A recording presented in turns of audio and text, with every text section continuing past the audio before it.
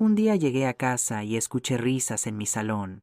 Mi nuera estaba enseñando la casa a un posible comprador. Estaba pensando en venderla, madre, respondí con calma. Ya has vivido tu vida. ¿Y tú? Apenas estás empezando a arruinar la tuya. El silencio cayó como un puñetazo. Se quedó completamente pálida. Nunca olvidaré el sonido de esas risas. Era un martes por la tarde cuando regresé de mi cita con el médico. Apenas había cerrado la puerta principal cuando lo escuché. Carcajadas desconocidas que rebotaban en las paredes que yo misma levanté hace 35 años. Risas que no me pertenecían en una casa que sí. Dejé mi bolso cerca de la entrada. Me temblaban las manos, no de miedo, sino de algo que aún no podía nombrar. Caminé despacio hacia el salón, cada paso sobre el suelo de tarima maciza que elegí pieza por pieza, y entonces las vi. Vanessa, mi nuera, estaba de pie junto a la ventana principal, señalando hacia el jardín con ese gesto posesivo que había perfeccionado durante los últimos meses. A su lado, un hombre con traje gris tomaba fotos con su teléfono móvil, un hombre al que nunca había visto en mi vida. Los acabados son todos originales, decía ella con una sonrisa brillante. Mira estos techos altos, esta luz natural. Es una joya de propiedad. Me quedé paralizada en el umbral. El desconocido asentía, escribiendo algo en una libreta. ¿Y cuánto pide por ella? Vanessa ni siquiera pestañeó. 1.200.000 euros. Es un precio justo considerando la ubicación y el tamaño de la parcela. 1.200.000 euros. El valor exacto de mi casa, la cifra que solo aparecía en mis documentos privados. Sentí que el aire se volvía denso. Entonces ella me vio. Sus ojos se encontraron con los míos por una fracción de segundo, y en ese instante algo cambió en su expresión. No era vergüenza. Era cálculo. Estaba midiendo qué decir, cómo salir de esto. «Ay, madre», dijo con una voz demasiado dulce. No te oí llegar. No respondí. Solo sostuve su mirada mientras el desconocido me extendía la mano. «Buenas tardes, señora. Soy el ingeniero Herrera. Vine a ver la propiedad». Mi boca se movió sola. ¿A ver mi propiedad? Vanessa soltó una risa nerviosa. Es que, bueno, pensé que sería buena idea explorar opciones. Se acercó a mí, bajando la voz como si compartiera un secreto. Ya has vivido tu vida, madre. Esta casa es demasiado grande para una sola persona. ¿No crees que sería mejor venderla para que todos pudiéramos aprovechar ese dinero? El silencio que siguió fue ensordecedor. El ingeniero Herrera tosió incómodo, mirando entre Vanessa y yo, como si acabara de darse cuenta de que había pisado un campo minado. Pero yo no le quité los ojos de encima, de esa mujer que entró en mi hogar hace 2 años pidiendo refugio, que durmió en mis sábanas, que comió de mis platos, que juró delante de mi hijo que lo amaría en la salud y en la enfermedad. Ya has vivido tu vida. Esas 4 palabras giraban en mi cabeza como abejas furiosas. Respiré hondo. Sentí la sangre subir a mis mejillas, no de vergüenza, sino de algo más primitivo, más antiguo, algo que había estado dormido en mí durante demasiado tiempo. Cuando hablé, mi voz salió calmada, demasiado calmada. ¿Y tú? Hice una pausa, dejando que cada palabra cayera como una piedra en agua quieta. Apenas estás empezando a arruinar la tuya. Vanessa parpadeó. La sonrisa se congeló en su cara. Perdona. No me repetí. Simplemente me volví hacia el ingeniero Herrera, que ya estaba guardando su libreta con evidente prisa. Ingeniero, le pido disculpas por hacerle perder su tiempo, dije con una cortesía helada. Esta casa no está en venta. Nunca lo ha estado. Y la persona que le dijo lo contrario no tiene ningún derecho sobre ella. El hombre asintió rápidamente, murmurando disculpas mientras se dirigía hacia la puerta. Vanessa intentó detenerlo, pero ya era tarde. La puerta se cerró con un clic seco y entonces nos quedamos a solas.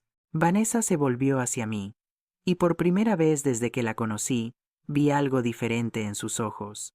No era arrepentimiento. ¿Cómo te atreves a humillarme así? Siseó. Solo intentaba ayudar. Esta casa se está cayendo a pedazos. Ya no puedes mantenerla. Y Roberto y yo. Roberto y tú, la interrumpí. Vivís aquí por mi generosidad. Coméis mi comida, dormís bajo mi techo, y ahora descubro que intentas vender lo que no te pertenece. Se puso pálida, completamente pálida. No quise decir eso, solo quería. ¿Qué querías, Vanessa? Mi voz se mantuvo calmada, pero cada palabra salía afilada como un bisturí. ¿Quitarme mi casa mientras aún respiro? ¿Dejarme sin nada porque decidiste que ya no valgo la pena? No respondió. Le temblaban los labios. Caminé hacia ella y aunque soy 8 centímetros más baja, en ese momento sentí que la miraba desde una gran altura. Esta conversación no ha terminado, susurré, pero te voy a dar un consejo. Reza para que tu marido no se entere de esto antes de que yo decida qué hacer contigo. Me di la vuelta y subí las escaleras hacia mi habitación. Apenas me sostenían las piernas, pero no podía dejar que ella lo viera. No podía dejar que supiera que por dentro me estaba rompiendo en pedazos. Cerré la puerta con llave. Me senté en el borde de mi cama, la misma cama donde dormí con mi marido durante 30 años, donde lo cuidé en sus últimos días, donde lloré su muerte hasta que no me quedaron lágrimas. Y solo entonces, en el silencio de mi propia habitación, dejé que el temblor de mis manos se extendiera por todo mi cuerpo. Ya has vivido tu vida. ¿Cómo se atrevía? ¿Cómo se atrevía a mirarme y decidir que mi tiempo había terminado? Que ni siquiera merecía el techo que construí con mis propias manos. Cerré los puños sobre mi regazo, porque ahí estaba el problema. Vanessa no sabía quién era yo. No sabía que esta casa no era solo paredes y ventanas. Era mi trabajo, mi diseño, mi sacrificio. Y lo más grave, no sabía hasta dónde estaba dispuesta a llegar para protegerla, pero estaba a punto de descubrirlo. Abajo escuché pasos apresurados, una puerta que se abría, la voz de Roberto preguntando qué había pasado, la voz chillona de Vanessa inventando su versión de los hechos. Me levanté y caminé hacia la ventana. Desde ahí podía ver el jardín que planté con mis propias manos, el limonero que sembré cuando Roberto nació, el banco de hierro forjado donde mi marido y yo tomábamos café cada mañana. Esta no era solo mi casa, era toda mi vida. Nadie, absolutamente nadie, iba a quitármela. Apoyé la frente contra el cristal frío de la ventana. Vanessa acababa de cometer el mayor error de su vida, solo que ella aún no lo sabía. Esa noche no bajé a cenar. Escuché los golpes suaves en mi puerta, la voz de Roberto, mi hijo, preguntando si estaba bien, diciendo que necesitábamos hablar, pero no respondí, porque si abría esa puerta, si veía su cara, tal vez diría cosas que no podría retirar. En cambio, me quedé sentada en el sillón junto a la ventana, observando las sombras del jardín mientras la noche se tragaba los colores del día. Y ahí, en ese silencio, hice algo que no había hecho en años. Recordé a la mujer que solía ser. Me llamo Isabel Martínez Ruiz. Tengo 68 años. Pero hubo un tiempo en que 68 parecía una eternidad lejana. Hubo un tiempo en que era imparable. Cerré los ojos y me vi a los 33, con mi pelo negro recogido en una coleta, mis manos manchadas de tinta y yeso, inclinada sobre una mesa de dibujo en una oficina diminuta que apenas tenía ventanas. Era 1990. Acababa de graduarme como arquitecta en un mundo que todavía miraba extrañamente a las mujeres con cascos y planos bajo el brazo. Mi marido, Paco, trabajaba como contable en una empresa mediana. Roberto tenía solo 3 años y corría descalzo por nuestra casa alquilada en Carabanchel, un piso de 2 habitaciones donde los vecinos de arriba hacían tanto ruido que parecía que movían muebles a medianoche. Isa, me decía Paco mientras tomábamos café instantáneo en las madrugadas. Algún día tendremos nuestra propia casa, una que tú diseñes, una que sea solo nuestra. Yo sonreía, asentía, pero por dentro pensaba, no algún día, pronto, porque yo no era de las que esperaban. Durante 5 años trabajé en 3 empleos simultáneamente. Diseñaba casas de día para un estudio donde me pagaban la mitad que a mis colegas varones. Por las tardes, daba clases de dibujo técnico en un instituto. Y por las noches, después de acostar a Roberto, me encerraba en el comedor y diseñaba proyectos freelance para pequeñas constructoras que necesitaban planos baratos y rápidos. Paco nunca me pidió que parara. Nunca me dijo ya es suficiente o descansa. Se ocupaba de Roberto cuando yo tenía entregas. Me hacía té cuando mis ojos ya no podían enfocar los números. Me masajeaba los hombros cuando el peso de la preocupación doblaba mi espalda. Eres la mujer más fuerte que conozco, me susurraba al oído. Y yo le creía. Porque tenía que creerle. En 1995, después de 5 años sin dormir más de 4 horas por noche, de ahorrar cada euro que entraba en la casa, de rechazar salidas y fiestas y vacaciones, finalmente lo logramos. Compramos el terreno. No era grande, apenas 400 metros cuadrados en las afueras de Madrid, en una zona que entonces era casi rural, pero era nuestro. Recuerdo el día que pisé ese trozo de tierra por primera vez. Todavía olía a lluvia reciente. Había hierbas altas y piedras por todas partes. Paco me tomó de la mano y preguntó, ¿qué ves? Sonreí. Cerré los ojos. Y lo vi todo. Vi las paredes levantándose. Vi las ventanas dejando entrar la luz de la mañana. Vi un jardín donde Roberto podría jugar. Vi una cocina grande donde prepararíamos las cenas de los domingos. Vi una biblioteca donde guardaríamos los libros que amábamos. Vi un hogar. Veo nuestra vida, le dije. Y entonces me puse a trabajar. Diseñé cada centímetro de esta casa, cada ángulo, cada ventana. Elegí la orientación para aprovechar el sol de la mañana en los dormitorios.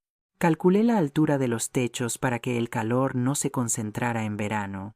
Diseñé armarios profundos, despensas espaciosas, baños con ventilación natural. Pero no solo diseñé, también construí. Sí, yo misma, porque no teníamos el dinero para contratar toda la mano de obra. Así que aprendí. Aprendí a mezclar cemento, a colocar ladrillos, a nivelar suelos. Aprendí a usar el taladro, la lijadora, el martillo. Mis manos, que solo habían conocido lápices y reglas, se llenaron de callos y cicatrices. Paco trabajaba conmigo cada fin de semana. Roberto jugaba entre los sacos de arena, construyendo sus propios castillos mientras nosotros levantábamos las paredes del nuestro. Nos llevó 3 años. 3 años de sangre, sudor y lágrimas literales.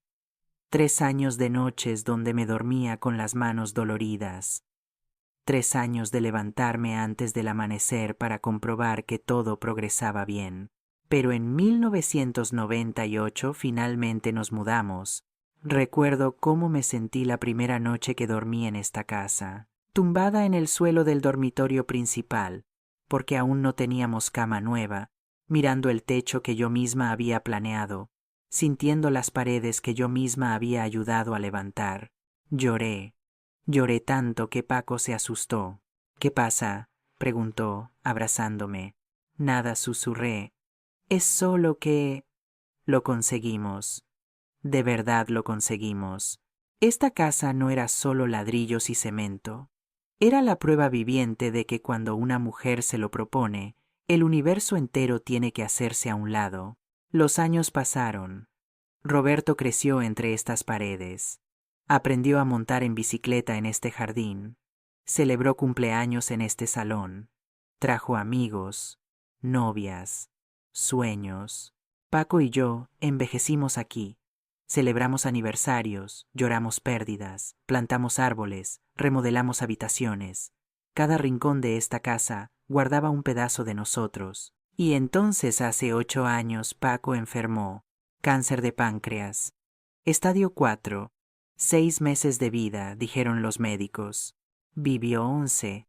11 meses donde esta casa se transformó en hospital, refugio, templo. donde yo me transformé en enfermera, guerrera, viuda en ciernes. Lo cuidé aquí, en nuestra habitación, en esa cama donde habíamos dormido juntos durante 30 años. Le daba sus medicinas, lo bañaba cuando ya no podía hacerlo solo, le leía sus libros favoritos, le sostenía la mano mientras el dolor lo partía en dos, y murió aquí, en mis brazos, mirándome con esos ojos que me habían visto construir imperios desde cero. Sus últimas palabras fueron: «Cuídala, también es tuya». No hablaba de mí, hablaba de la casa, porque él sabía que esta casa era más que un lugar, era mi legado, mi obra maestra, mi prueba de que Isabel Martínez había existido y había dejado su huella en este mundo. Después de su muerte, Roberto quiso que me mudara con él. «Mamá, esta casa es demasiado grande para ti sola», me decía. «Ven a vivir con nosotros». Pero me negué. ¿Cómo podía abandonar el único lugar donde aún podía sentir a Paco? ¿Cómo podía dejar los árboles que plantamos juntos, las habitaciones que pintamos, el jardín donde esparcí sus cenizas? Me quedé sola, sí, pero en casa. Y ahora, 27 años después de terminar su construcción, 35 desde que compré el terreno, alguien entró en mi salón y decidió que nada de eso importaba, que ya había vivido suficiente, que era hora de vender. Abrí los ojos. La noche había caído completamente. Las luces de la ciudad parpadeaban a lo lejos como estrellas caídas. Me levanté del sillón. Mis rodillas protestaron, pero las ignoré. Caminé hacia mi armario y saqué una vieja caja de zapatos que guardaba en el estante más alto. Dentro estaban los planos originales de esta casa, amarillentos, doblados, manchados de café y lágrimas y polvo de construcción. Los desplegué sobre la cama. Pasé los dedos por las líneas que había trazado décadas atrás. Cada medida, cada cálculo, cada sueño hecho realidad. Esta casa valía 1.200.000 euros, según el mercado actual. Pero para mí no tenía precio. Y si Vanessa pensaba que podía arrebatármela con sonrisas falsas y compradores desconocidos, estaba muy equivocada, porque yo era Isabel Martínez, la mujer que construyó su propio castillo, y los castillos no se rinden sin luchar. Doblé los planos con cuidado, los volví a guardar en su caja, y entonces hice algo que no había hecho desde el funeral de Paco. Me arrodillé junto a la cama y recé. No recé por paciencia, no recé por perdón, recé por fuerza, porque iba a necesitarla. A la mañana siguiente bajé a desayunar como si nada hubiera pasado. Vanessa estaba en la cocina preparando café. Cuando me vio entrar, se tensó visiblemente. Sus manos se detuvieron sobre la cafetera. «Buenos días», dije con voz neutral, casi amable. Ella parpadeó, confundida. «Buenos días, madre». No dije nada más. Simplemente saqué mi taza favorita, la de cerámica azul que Paco me regaló para nuestro 10º aniversario, y esperé mi turno para servir café. El silencio en la cocina era tan denso que se podía cortar con un cuchillo. Roberto entró minutos después, con esa expresión de hombre que durmió mal y despertó peor. Mi hijo, mi único hijo, 43 años, ingeniero civil con el pelo ya raleando en la coronilla y esas arrugas alrededor de los ojos que lo hacían parecer mayor de lo que era. Me miró como si esperara una explosión, pero yo solo sonreí. «¿Dormiste bien, hijo?» Su desconcierto fue evidente. Yo: «Sí, mamá». «¿Y tú?» «Como siempre». Tomé un sorbo de mi café. «Voy a salir unas horas. Tengo algunas cosas que arreglar». Vanessa y Roberto intercambiaron miradas rápidas. Ella parecía aliviada, él cauteloso. No les di tiempo a preguntar nada más. Tomé mis llaves, mi bolso, y salí de casa sin mirar atrás. Pero no fui a arreglar cosas. Fui a recordar. Conduje hasta un café en el barrio de las Letras, el Café Gijón, uno que solía frecuentar con Paco cuando necesitábamos escapar del ruido del mundo. Me senté en una mesa junto a la ventana pedí un café americano y dejé que mi mente viajara al pasado. 2 años. Solo 2 años habían pasado desde que Roberto llegó con Vanessa. Era una tarde de octubre.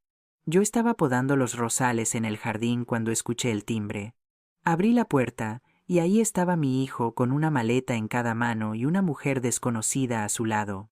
Mamá dijo con esa sonrisa nerviosa que usaba cuando sabía que iba a pedirme algo grande: «Esta es Vanessa, mi novia».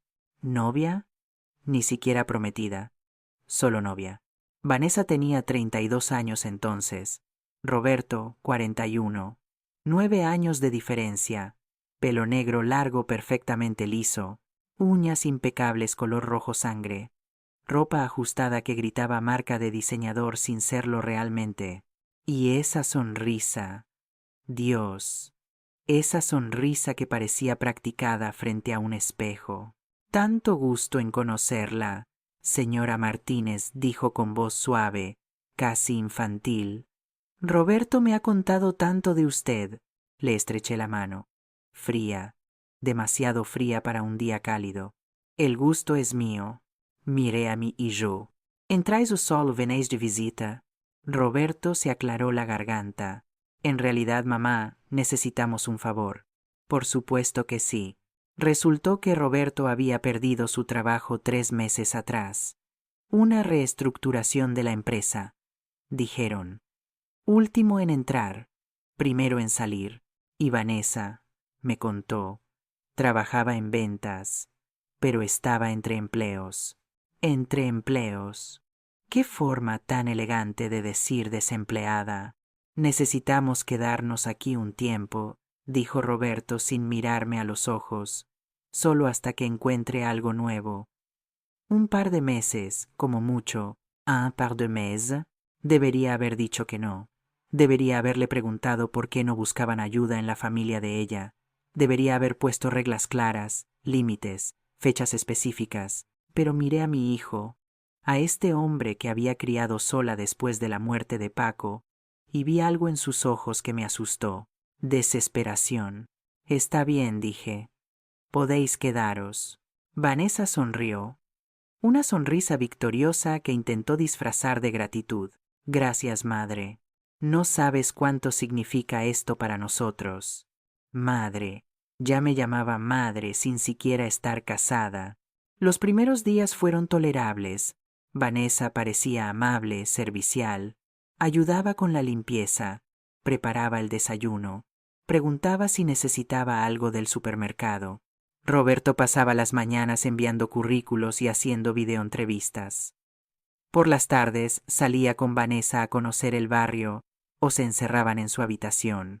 Intenté darles espacio. Después de todo, eran pareja. Necesitaban privacidad, pero entonces empezaron los cambios. Pequeños al principio, casi imperceptibles.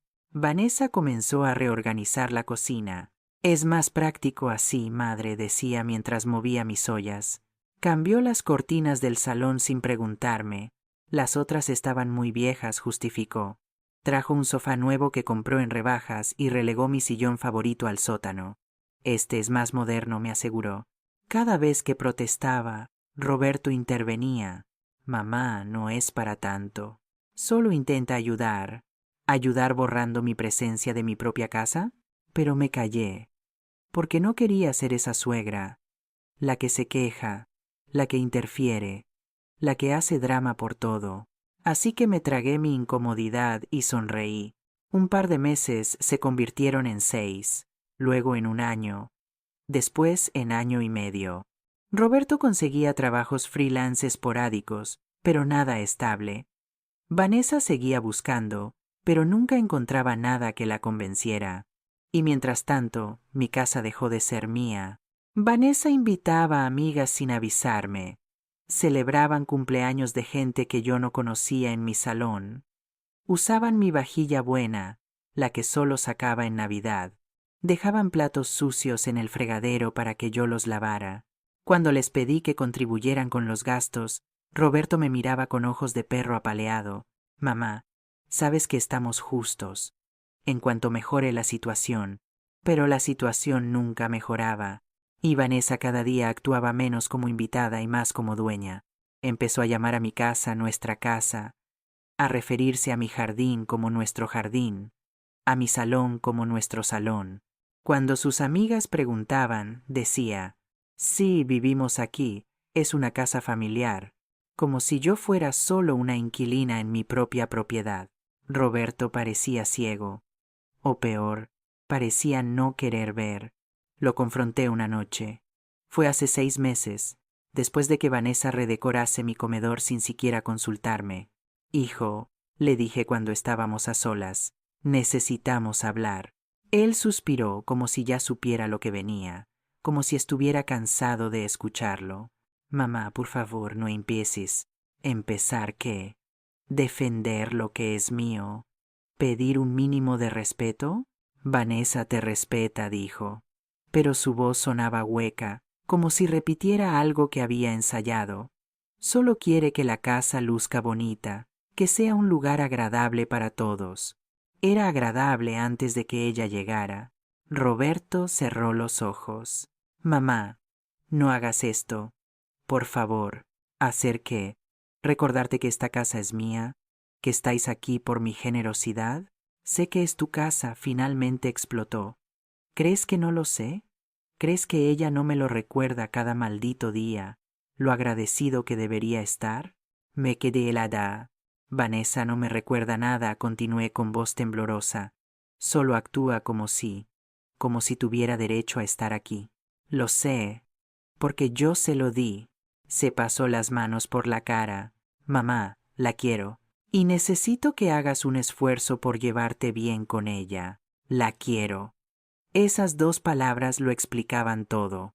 Mi hijo estaba tan enamorado, tan cegado, que no podía ver lo que yo veía con claridad cristalina. Vanessa no amaba esta casa. Tampoco lo amaba a él.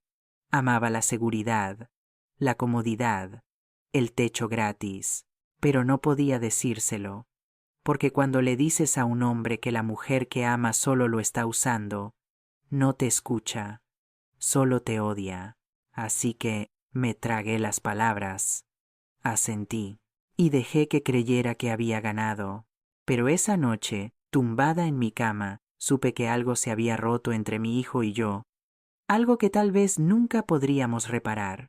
Y 3 meses después, ahí estaba yo, sentada en el Café Gijón, tomando un americano frío, mientras recordaba cómo había llegado a este punto, cómo había permitido que una desconocida entrara en mi vida y la desmantelara pieza por pieza, cómo había perdido a mi hijo sin siquiera darme cuenta del momento exacto en que sucedió. Pagué la cuenta. Salí del café. Y mientras caminaba hacia mi coche, tomé una decisión. No iba a recuperar a mi hijo discutiendo con él, iba a recuperarlo mostrándole la verdad. Y para eso necesitaba pruebas. Las hormigas no destruyen una casa en un día. Lo hacen despacio, pacientemente. Una miga cada vez, un trozo de madera tras otro, hasta que un día te das cuenta de que los cimientos están huecos. Y ya es demasiado tarde. Así fue como Vanessa me quitó mi propia vida, no con un golpe, con 1000 pequeñas picaduras que al principio parecían insignificantes. Regresé a casa esa tarde, determinada a observar, a documentar, a ver con ojos nuevos lo que había estado ignorando durante meses, y lo que vi me heló la sangre hasta los huesos. Entré por la puerta principal y el olor me golpeó primero. No era el aroma habitual, esa mezcla de madera vieja y flores del jardín que tanto me gustaba. Era perfume, un perfume empalagosamente dulce, pesado, que saturaba el aire como niebla tóxica. Vanessa había comprado uno de esos difusores eléctricos y lo había colocado junto a la entrada. Vainilla francesa, decía la etiqueta. Odiaba la vainilla. Caminé hacia la cocina. Ahí estaba ella, preparando algo en los fogones. Cuando me vio entrar, su sonrisa fue instantánea, demasiado instantánea. Madre, qué bien que llegaste, dijo. Hice pollo a la barbacoa para comer. Mi estómago gruñó. No había comido nada desde el café de esa mañana. Qué bien, dije, acercándome a los fogones. Pero entonces vi los platos en la encimera. 2 platos, solo 2. Generosamente servidos con arroz blanco esponjoso, ensalada fresca, panecillos calientes en una cesta. ¿Ypsilon para mí?, pregunté casualmente. Vanessa ni siquiera pareció incómoda. Ay, no sabía a qué hora ibas a llegar, madre. Pero hay más en la olla. Puedes servir tú misma. Puedes servir tú misma. Como si yo fuera una invitada que llegaba tarde. Me acerqué a los fogones. La olla estaba casi vacía. Solo quedaba un trozo pequeño de pollo nadando en escasa salsa. Nada de arroz. Nada de ensalada. Las sobras. Me estaba dando las sobras en mi propia casa. No di nada. Serví lo que quedaba en un plato. Tomé un trozo de pan duro del paquete en la nevera, no de la cesta, con los panecillos calientes, y me senté en la mesa del office, no en la mesa del comedor, porque Vanessa y Roberto ya estaban instalados allí, comiendo, riendo, hablando de una serie que estaban viendo juntos. Comí sola, en silencio, mirando por la ventana el jardín que yo misma había plantado. El pollo estaba frío. Esa noche decidí quedarme despierta. Esperé hasta escuchar que las puertas de los dormitorios se cerraban, hasta que las luces del pasillo se apagaban, hasta que la casa se sumergía en ese silencio profundo de la medianoche. Entonces bajé descalza, como una ladrona en mi propia casa, y comencé a revisar. Primero el salón. Los muebles que Vanessa había traído no estaban en rebajas, como había dicho. Comprobé las etiquetas que aún estaban pegadas en la parte inferior. Gran almacén de lujo. Cada pieza costaba más de 3.000 euros. ¿Con qué dinero los había comprado si supuestamente no trabajaba? Abrí los cajones del mueble nuevo. Facturas. Montones de facturas a nombre de Vanessa Sánchez Morales. Tarjetas de crédito. 4 diferentes.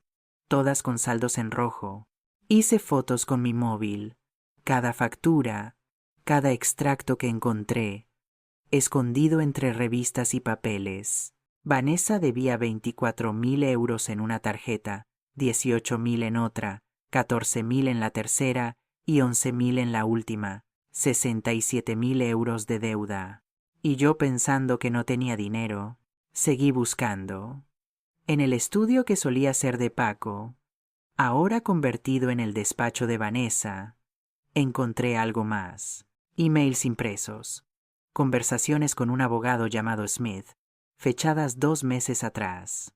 Estimada Celorá Sánchez, en respuesta a su consulta sobre la obtención de poderes por incapacitación del propietario, le informo que se me cortó la respiración. Incapacitación del propietario. Estaba investigando cómo declararme incompetente, cómo despojarme del control legal sobre mi propia propiedad. Me temblaban tanto las manos que casi dejé caer los papeles. Los fotografié todos. Cada línea, cada párrafo incriminatorio. Había más. Una tasación de la casa hecha 3 semanas atrás por una empresa que yo no había contratado. 1.200.000 euros, decía, y una nota manuscrita en el margen. Comprador interesado. Señal 25.000 euros. 25.000 euros de señal. Ya había vendido mi casa, o al menos ya había recibido dinero por una venta que yo no había autorizado. Volví a subir las escaleras con las piernas temblorosas. Me encerré en mi habitación. Conecté mi móvil al viejo portátil que tenía guardado y transferí todas las fotos. Las pruebas estaban ahí, claras, irrefutables, pero una parte de mí aún no podía creerlo. Aún quería pensar que tal vez había malinterpretado, que tal vez Vanessa tenía una explicación. ¡Qué ingenua era! Los días siguientes fueron una pesadilla silenciosa. Empecé a notar cosas que había ignorado antes, cosas que me había convencido de que no eran importantes, como la forma en que Vanessa organizaba reuniones en mi casa sin avisarme. Sus amigas llegaban por las tardes, se instalaban en el salón como si fuera suyo, bebían mi vino, usaban mi baño, dejaban manchas de carmín en mis copas de cristal. Una vez protesté. Vanessa, me habría gustado que me avisaras que tenías visitas. Ella sonrió con esa dulzura falsa que ya conocía tan bien. Ay, madre, pensé que no te importaría. Tú estás en tu habitación. Después de todo, ni siquiera te molestamos. En mi habitación, como si fuera una anciana confinada en una residencia. O como el día que llegué de hacer la compra y encontré mi habitación cerrada con llave desde fuera. ¿Por qué está cerrada mi habitación?, pregunté. Las bolsas de la compra aún en mis manos. Vanessa salió de la cocina secándose las manos. Ay, es que estaba limpiando y no quería que entrara el polvo del pasillo. Ya está abierta. Mentira. Cuando entré, todo estaba exactamente como lo había dejado. No había limpiado nada. Había estado buscando algo. Documentos, probablemente. Escrituras. Empecé a guardarlo todo bajo llave. Mi pasaporte, mis papeles importantes, la escritura de la casa que solía tener en el estudio. Y entonces empezó lo peor. Las cenas. Vanessa comenzó a cocinar comidas elaboradas para ella y Roberto, cortes de carne, pasta fresca, postres. Pero para mí siempre había una excusa. Ay, madre, pensé que ya habías cenado. Hice poquito porque Roberto y yo estamos a dieta. Hay sobras de la comida en la nevera, puedes calentar eso. Siempre sobras, siempre frías, siempre sola. Una noche, Roberto y Vanessa cenaron salmón al horno con patatas asadas y ensalada caprese. Yo comí un bocadillo de jamón que me hice yo misma, sentada en la mesa del office mientras ellos reían y se servían vino en el comedor. Mi comedor, mi vino, mi casa, y yo comiendo sola como una mendiga. Lo peor, Roberto ni siquiera se daba cuenta, o no quería darse cuenta. Cuando venían sus visitas, Vanessa tenía una técnica perfecta. La casa es preciosa, decían sus amigas. Gracias, respondía ella, como si la hubiera construido con sus propias manos. Hemos hecho muchas mejoras desde que nos mudamos. Como si fueran los dueños. Y si yo bajaba mientras tenía visitas, Vanessa me miraba con una sonrisa tensa. Madre, ¿necesitas algo? Estamos en medio de una reunión. Como si yo interrumpiera. Como si no tuviera derecho a estar en mi propio salón. Una tarde, una de sus amigas me preguntó directamente, ¿y usted es la madre de Roberto? Antes de que pudiera responder, Vanessa intervino con voz almibarada. Sí, vive aquí con nosotros. Ya está mayor y necesita compañía. Vive aquí con nosotros. Como si ellos fueran los dueños. Como si yo fuera la gorrona. Sonreí. Asentí. Y subí a mi habitación con el corazón roto. Esa noche, tumbada en mi cama, mirando el techo que yo misma había diseñado, sentí algo que no había sentido en años. No era tristeza, era rabia, una rabia profunda, antigua, que nacía de algún lugar oscuro en mi pecho y se extendía como fuego por mis venas. ¿Cómo había permitido esto? ¿Cómo había dejado que esta mujer entrara en mi vida y la deshilachara pieza por pieza? ¿Cómo había permitido que me tratara como basura en mi propia casa?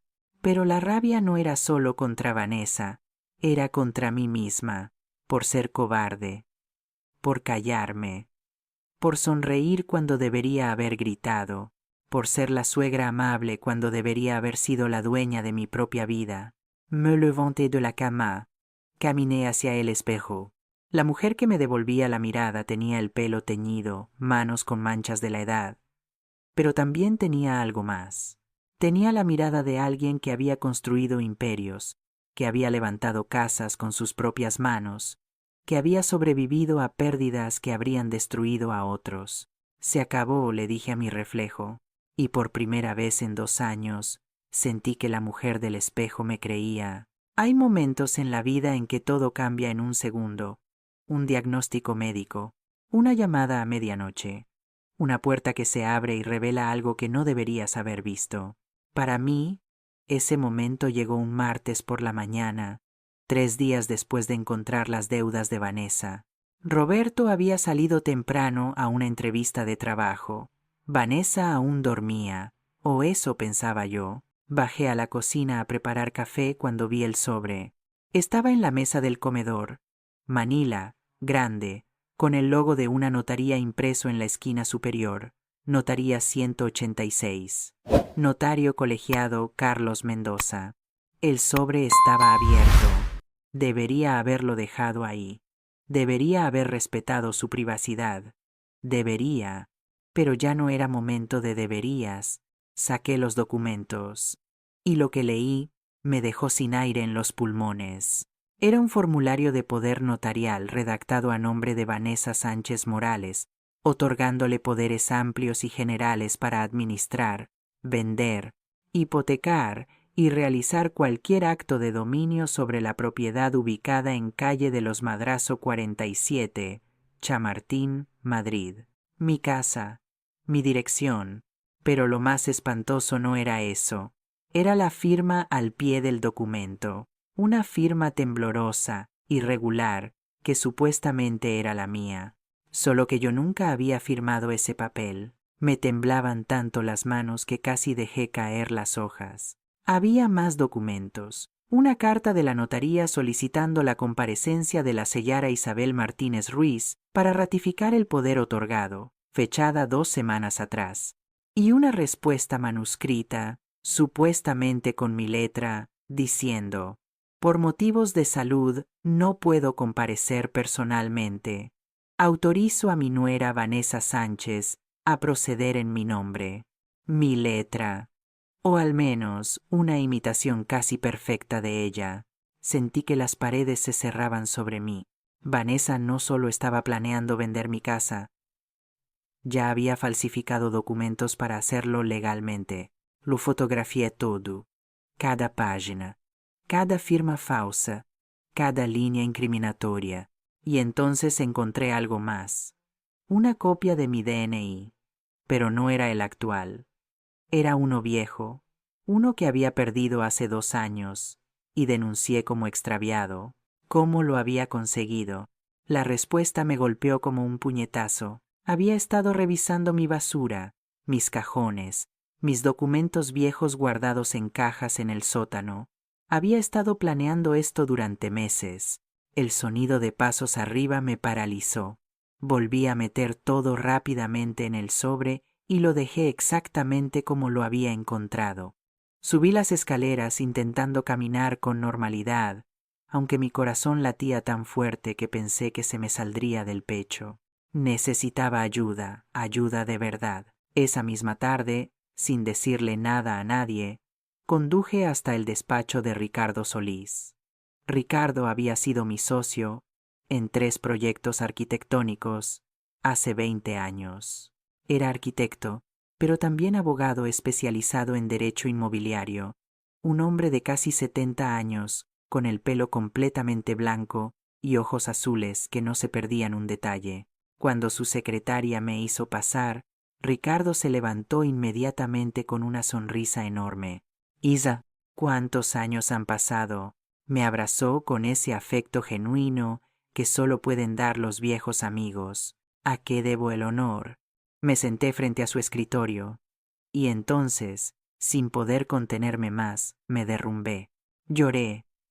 Lloré como no había llorado desde el funeral de Paco. Lloré por la humillación, la traición, la rabia contenida durante meses. Ricardo me dejó llorar. No dijo nada. Solo me pasó una caja de pañuelos y esperó. Cuando finalmente pude hablar, se lo conté todo. Cada detalle, cada humillación, cada documento que había encontrado. Le mostré las fotos en mi móvil. Su expresión cambió con cada imagen, de preocupación a incredulidad, de incredulidad a furia contenida. Esto es falsificación de documentos, dijo finalmente, su voz grave. Es fraude, intento de usurpación. Podría ir a la cárcel por esto. Lo susurré. ¿Roberto sabe algo?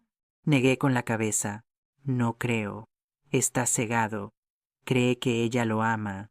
Ricardo se reclinó en su silla, mirándome con esos ojos que habían visto demasiado en su carrera. Isa, tienes que actuar rápido. Si ya está contactando notarías, si ya tiene documentos falsificados, está más cerca de lo que crees de lograr su objetivo. ¿Qué hago? Primero vamos a ir a esa notaría. Vamos a hablar con el notario Mendoza y dejar claro que tú nunca has otorgado ningún poder. Eso invalidará cualquier procedimiento que intente hacer. ¿Y después? Hizo una pausa. Después tienes que decidir hasta dónde quieres llegar. Porque esto no se va a arreglar con una conversación. Esto es una batalla legal. Y tu hijo va a quedar atrapado en medio. Esas palabras me golpearon el estómago como piedras. Mi hijo, mi único hijo. Necesito pensarlo. Piénsalo rápido, dijo. Cada día que pasa, ella tiene más tiempo para completar su plan. Salí de su despacho con la cabeza dándome vueltas, pero antes de ir a casa hice algo más. Conduje hasta la Notaría 186. Era un edificio pequeño en el centro, segundo piso, placa dorada en la puerta, notario colegiado Carlos Mendoza. Respiré hondo y entré. La recepcionista me saludó con una sonrisa profesional. Buenas tardes, ¿en qué puedo ayudarla? Necesito hablar con el notario Mendoza. Es urgente. ¿Tiene cita? No, pero es sobre un poder notarial que supuestamente otorgué y que nunca he firmado.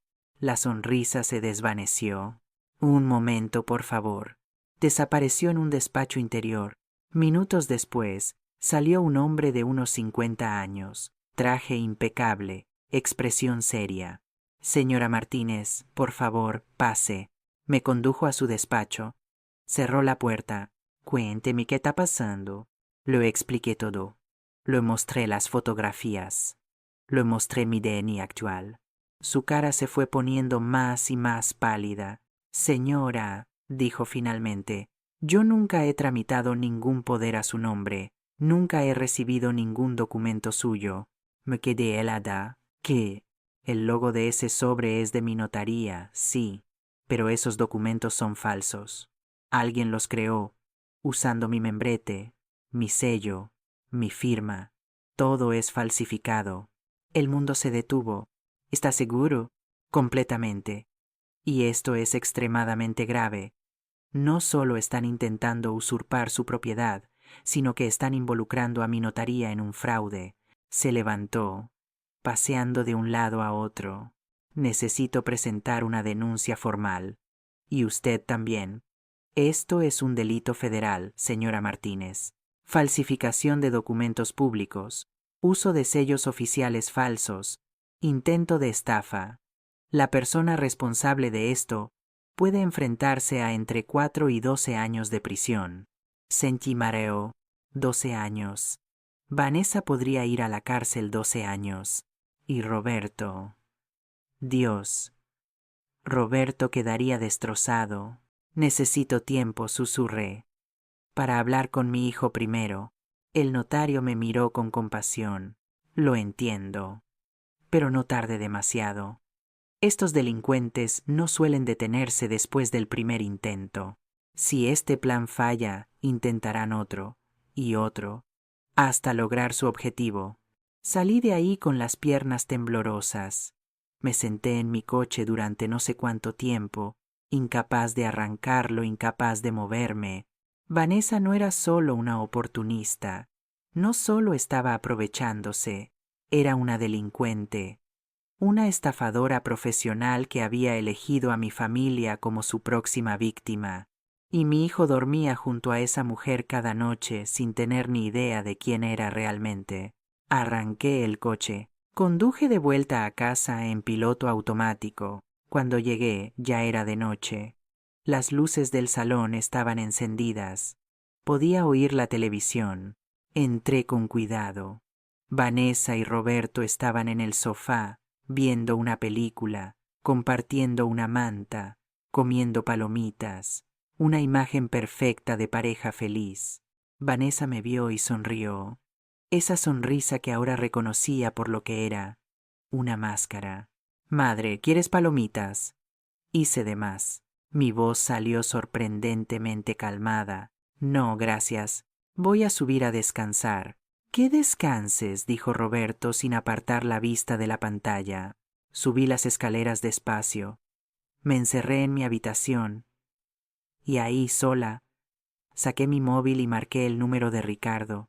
Ricardo, dije cuando contestó. Necesito que hagas algo más. Necesito que investigues a Vanessa Sánchez. Todo sobre ella. ¿De dónde viene? ¿Qué ha hecho antes? Si tiene antecedentes. ¿Sospechas que no es la primera vez? Sospecho que mi hijo y yo somos solo sus últimas víctimas. Hubo una pausa al otro lado. Lo haré. Tengo un contacto que puede ayudarnos. Pero Isa, prepárate para lo que podamos encontrar.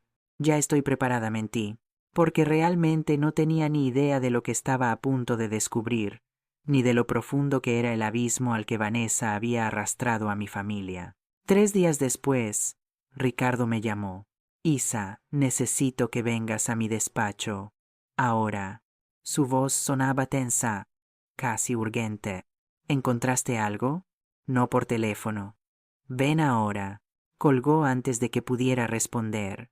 Le dije a Vanessa que iba al médico. Ella apenas levantó la vista de su móvil. Que te vaya bien, madre. El trayecto al despacho de Ricardo me pareció eterno. Cada semáforo en rojo, cada giro, cada minuto parecía arrastrarse como melaza. Cuando finalmente llegué, Ricardo me estaba esperando. Su expresión era grave, más grave de lo que nunca la había visto. Siéntate, dijo, cerrando la puerta de su despacho. En su escritorio había una carpeta manila gruesa, abultada. Mi contacto es un investigador privado, comenzó Ricardo. Le di el nombre completo de Vanessa y le pedí que comprobara todo: antecedentes penales, historial crediticio, redes sociales, todo. Guardó silencio un momento, como decidiendo cómo decir lo que venía. Ricardo, me estás asustando. Deberías asustarte. Abrió la carpeta. Isa. Vanessa Sánchez. No es quien dice ser. Mi corazón se detuvo. Para empezar, continuó, sacando documentos. Su nombre completo es Vanessa Sánchez Morales, 34 años, nacida en Sevilla. Pero hay algo que Roberto definitivamente no sabe.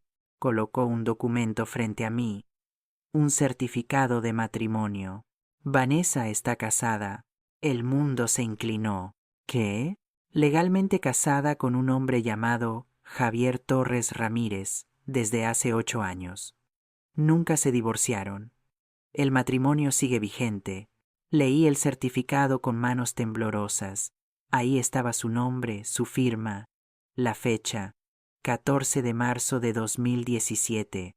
Eso significa... Mi voz se quebró que su relación con Roberto es legalmente inválida. Si se casaran mañana sería bigamia, un delito. Ricardo sacó más papeles. Pero hay más, mucho más. Me mostró un informe policial. Sevilla, 2019. Vanessa fue denunciada por una mujer llamada Patricia Ruiz. La acusación: estafa y usurpación. Vanessa vivía con el hijo de Patricia, convenció a la familia de que necesitaba ayuda, y en 6 meses intentó quedarse con una parcela familiar valorada en 250.000 euros. Senki náuseas. La denuncia se retiró porque llegaron a un acuerdo extrajudicial. La familia le pagó 15.000 euros para que se fuera y no volviera nunca. Ricardo pasó a otro documento, pero no terminó ahí. En 2021, en Valencia, otra denuncia, esta vez de un hombre de 60 años llamado Miguel Santos. Vanessa se hizo su novia, se mudó a su casa y en menos de un año le había vaciado la cuenta bancaria. 30.000 euros, más papeles, más denuncias, más víctimas.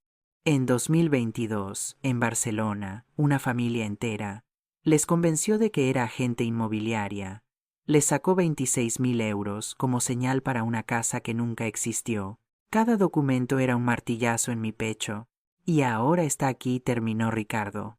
En tu casa, con tu hijo, siguiendo el mismo patrón que ha usado durante años. No podía respirar.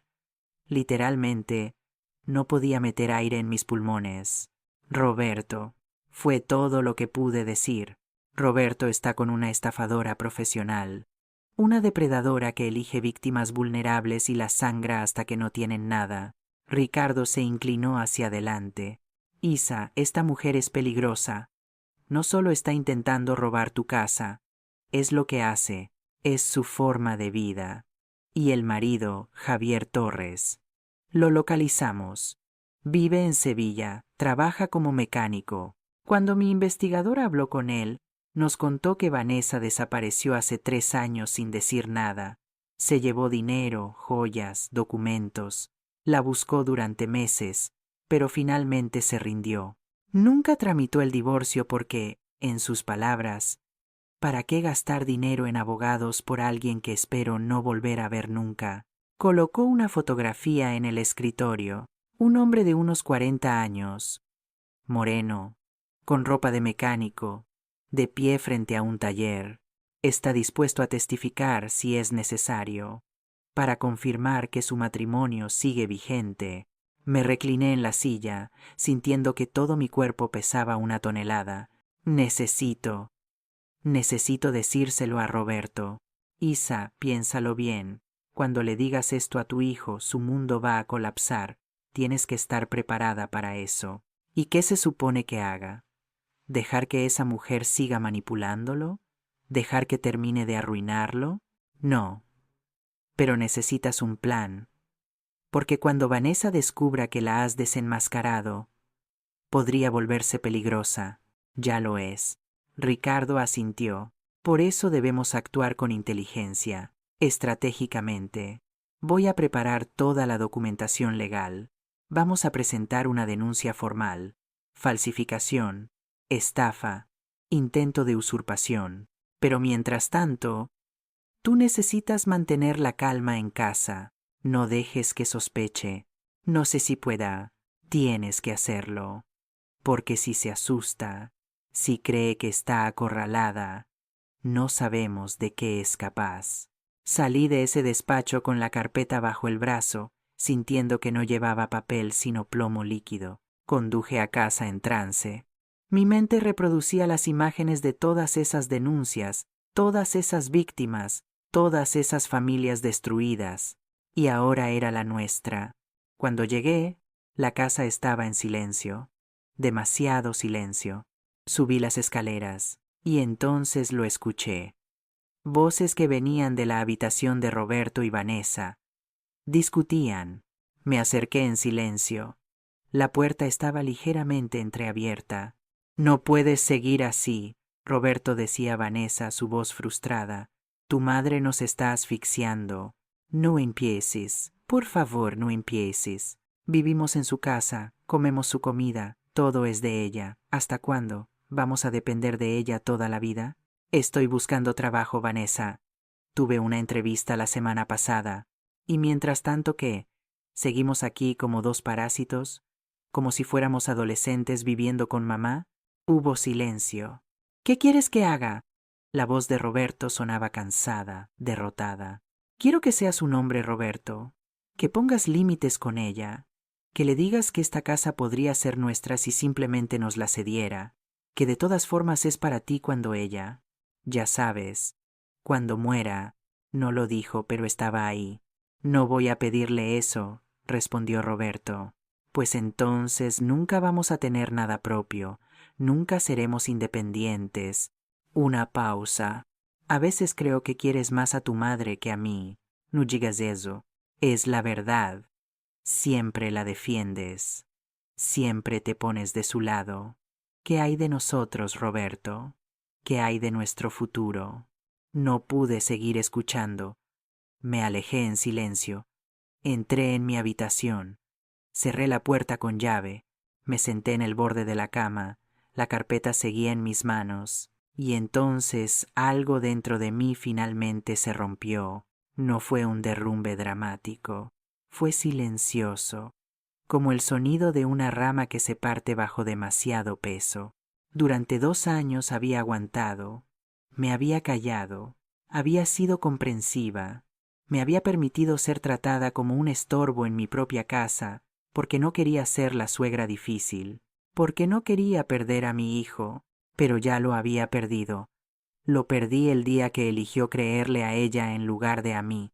Lo perdí el día que me vio comiendo sola en la mesa del office y no dijo nada. Lo perdí el día que dejó que ella me llamara madre con ese tono condescendiente y él solo sonrió. Abrí la carpeta de nuevo. Miré todas esas denuncias, todas esas víctimas, y tomé una decisión. No iba a ser otra víctima. No iba a terminar como esa gente, desposeída, humillada, destruida. Si Vanessa quería una guerra, iba a tener una guerra, pero iba a ser en mis términos, en mi campo de batalla. Y ella no tenía ni idea con quién se había metido, porque yo era Isabel Martínez, la mujer que construyó una casa con sus propias manos, la mujer que sobrevivió a la muerte de su marido, la mujer que crió a su hijo sola, y las mujeres como yo no se rinden. Nos levantamos. Esa noche no bajé a cenar. Me quedé en mi habitación planeando cada movimiento, cada paso, cada jugada, porque Vanessa estaba a punto de descubrir algo que ninguna de sus otras víctimas le había enseñado, que las leonas viejas son las más peligrosas. A la mañana siguiente bajé a desayunar con una sonrisa que me llevó 20 minutos practicar frente al espejo, pero necesitaba que fuera perfecta, creíble. Vanessa levantó la vista de su móvil cuando entré en la cocina. Sus ojos me escanearon con desconfianza. Buenos días, dije con voz alegre, demasiado alegre para alguien que había pasado la noche en vela. Buenos días, madre. Su respuesta fue cautelosa. Me serví café. Me senté a la mesa, y entonces solté la bomba que había preparado. He estado pensando, dije, removiendo el azúcar despacio, sobre lo que dijiste el otro día, sobre la casa. Vanessa se tensó inmediatamente. No quise ofenderte, madre. No me ofendiste. Tomé un sorbo de café. Tenías razón. Esta casa es demasiado grande para mí sola. Y lleváis aquí 2 años ya. Quizás sea momento de hacer algunos cambios. Los ojos de Vanessa se iluminaron como un tiburón oliendo sangre. ¿Cambios? Soy vieja, Vanessa. Cansada. A mi edad, mantener una propiedad de este tamaño es agotador. Suspiré teatralmente. Quizás sería bueno considerar venderla, o hacer algo diferente con ella. Podía ver las ruedas girando en su cabeza, los cálculos, las posibilidades. Bueno, dijo, intentando sonar casual. Si necesitas ayuda con eso, Roberto y yo podemos apoyarte. Mirar opciones. Hablar con agentes. Sí, tal vez. Dejé la frase colgando en el aire. Pero no quiero precipitarme. Necesito pensarlo bien. Me levanté, dejándola con la duda, con el anzuelo puesto pero sin morder del todo. Perfecto. Esa misma tarde, mientras Vanessa estaba fuera con sus amigas y Roberto en otra entrevista, hice mi movimiento real. Llamé a Ricardo. Necesito que investigues una cosa más, le dije. Quiero saber exactamente cuánto dinero ha gastado Vanessa en los últimos 2 años. Cada compra grande, cada pago, todo. ¿Para qué? Porque si tiene 67.000 euros de deuda, ese dinero vino de algún lado. Y quiero saber de dónde. ¿Crees que te está robando? Creo que necesito saberlo. 2 días después tenía mi respuesta. Ricardo vino a mi casa un jueves por la tarde, cuando sabía que estaría sola. Traía otra carpeta, esta más delgada pero igual de devastadora. Encontramos movimientos en las tarjetas de crédito de Vanessa que corresponden a fechas específicas, dijo, mostrándome extractos. Mira estas compras. Muebles por 3.200 euros. Ropa por 1.800. Un televisor por 4.500. Joyas por 1.400. Todo lo que ha traído a esta casa, murmuré. Exacto.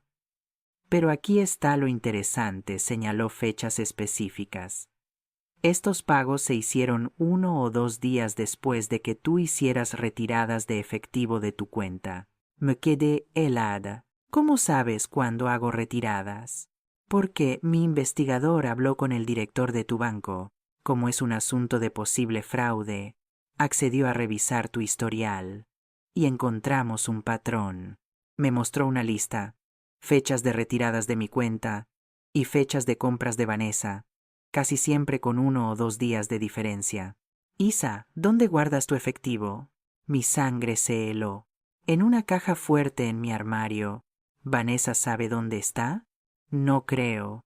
Está escondida detrás de unas cajas.